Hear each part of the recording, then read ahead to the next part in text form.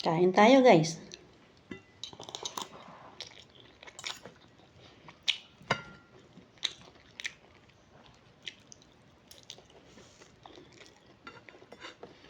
Kayo ba, guys? Anong ulam nyo dyan?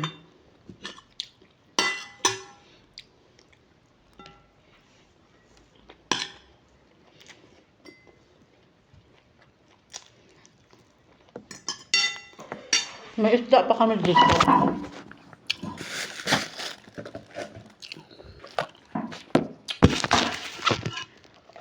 Pansinin ko na to kasi sayang naman. Okay. Natumba man kayo, guys. Ay, sorry ha. Sorry kung nauntog kayo.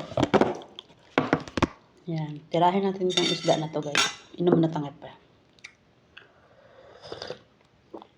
As usual. Yung paborito ko ng baso ngayon. Regalo ni Mars.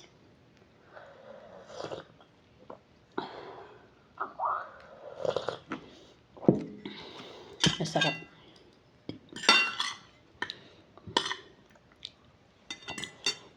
Wala na akong ketchup, guys. Eh.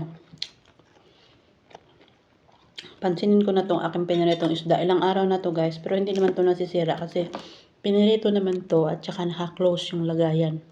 Walang langaw o anumang insect na nakapasok. Safe yan.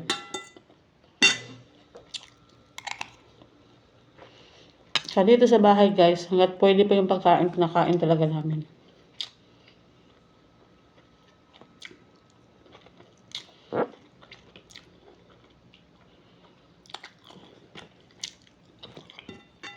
Tsaka ang sit up sa pagkain namin dito, guys, bigayan. Luto mo pagkain natin. Luto niya pagkain din natin. Ganun. Sharing. Sinong mayroon.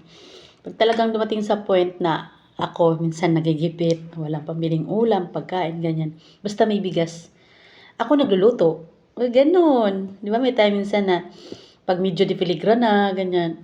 Hindi naman natin kakahiya yun na nauubusan din tayo. So, pag sila nabili ng ulam, ako nagluluto. Ganun. As in, tulungan. Saka wala kang maririnig sa kanila.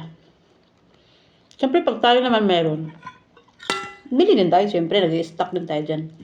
Hindi naman tayo pwede magpabaya. May budget tayo dyan.